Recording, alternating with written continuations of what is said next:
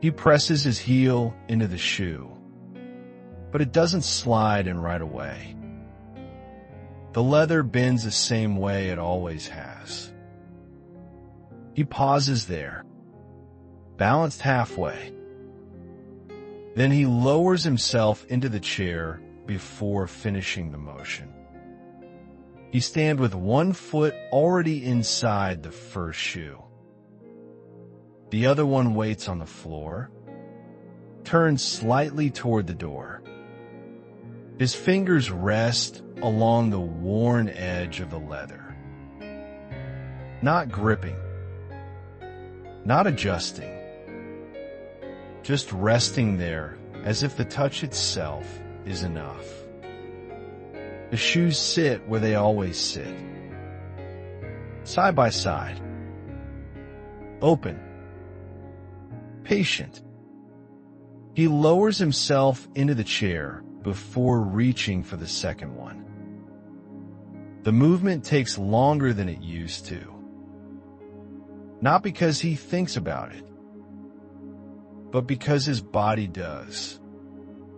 The chair gives a small sound as he settles. A familiar sound. It has learned his weight over the years. He slides the second shoe closer with the side of his foot instead of bending down right away. It drags softly across the floor. There is no rush in the room. There hasn't been for a long time. He leans forward. Slowly, his hand reaches down, stopping halfway, then continuing. The leather folds the same way it always has. Soft at the heel, creased near the toes. Unchanged. He slips his foot inside, but pauses before pushing it all the way in. Just a small pause. His heel presses down gently, testing the space as if it might resist him. It doesn't. The other shoe is already tied from yesterday. The laces are loose enough to slide into. They weren't always left like that. He used to stand while putting them on. Balance was something he never noticed before. Now he sits first. He presses his foot deeper until it settles fully. His breathing stays even, but slightly heavier than the movement suggests. One lace falls to the side. He sees it. His hand moves toward it, then stops halfway. Instead, both hands rest on his thighs. Still, the shoes remain unchanged. Same shape. Same quiet readiness. He leans forward again, slower this time. His fingers reach for the laces and hover there for a brief moment, as if waiting for something inside him to catch up. He ties the laces the same way every morning. Left over right. Pull. Pause. Right over left. The rhythm has not changed. Only the speed has. His fingers move carefully, as if the laces might slip away if he rushes them. They don't. They lie across his shoe exactly as they always have. He bends forward a little more than before. Not enough to notice at first, but enough that he stays there a second longer after the knot is done. He keeps his hands resting on the tied laces. Breathing. The shoes weight beneath him. Later, when he stands, He does not push up in one motion. He presses his palms into his thighs first, then shifts his weight, then rises. The shoes remain steady on the floor.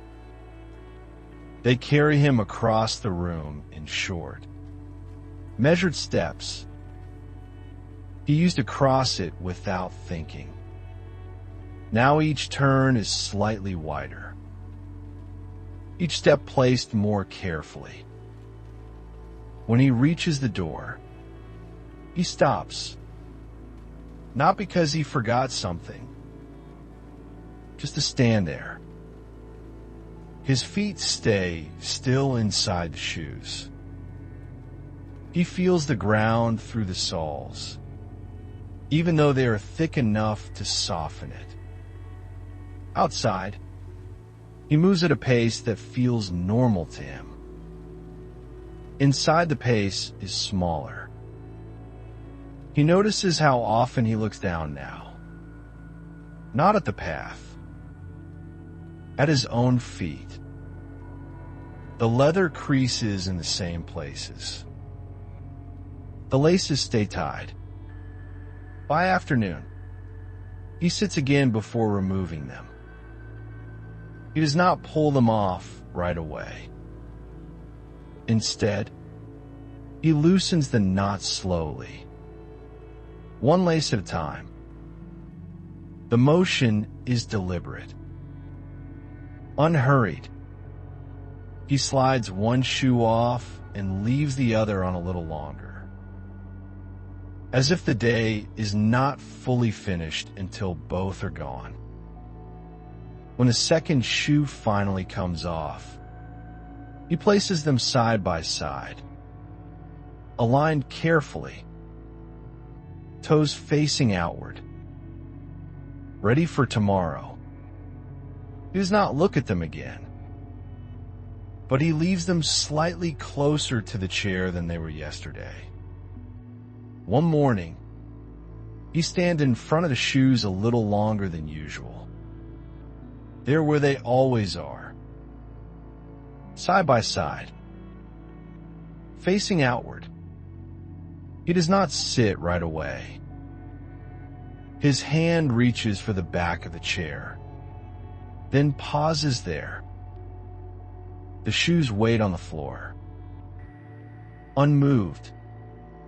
He lowers himself slowly, more carefully than before. The air leaves his lungs in a quiet breath he does not seem to expect. He looks at the laces. They are already loose enough to slip into. He left them that way. He slides his first foot inside without bending too far. The leather receives it the same way it always has. But he does not push all the way down. His heel hovers just slightly above its place. He presses gently, then stops. His fingers move toward the second shoe. Halfway there, they rest on his knee instead. He stays like that. Still, the room holds the silence without shifting. After a moment, he bends again, slower now. His back does not curve as easily. His hand finds the edge of the shoe and pulls it closer. It scrapes lightly against the floor. He waits before slipping his foot inside. Not because he is thinking, but because the motion asks more from him than it once did. When both feet are finally inside, he does not begin tying them. He sits upright, breathing evenly but deeper. His eyes remain on the floor in front of him. The shoes feel heavier today, not in weight, in something else he cannot name. His fingers reach for the laces. They tremble once, very slightly. He stills them by pressing them together. Then he begins the knot. Left over right.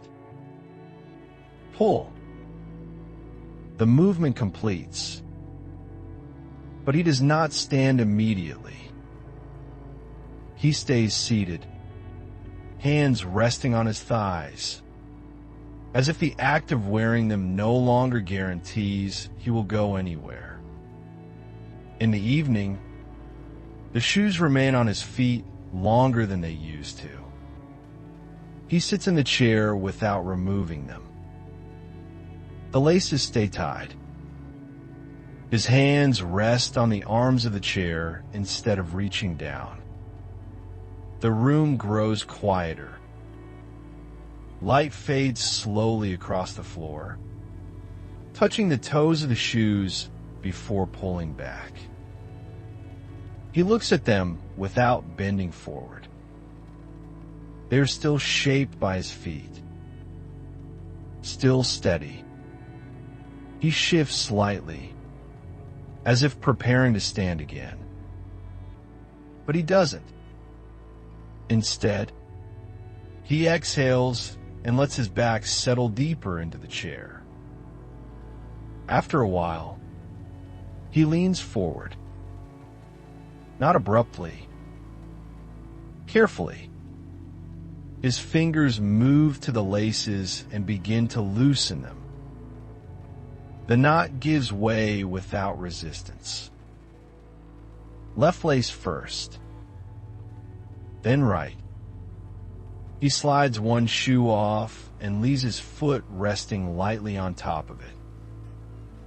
He stays there for a moment, feeling the floor with the other foot. Then he removes the second shoe and places it beside the first. Side by side, toes facing outward. The same as always. He does not push them away with his foot tonight. He nudges them closer to the chair instead. Just a few inches.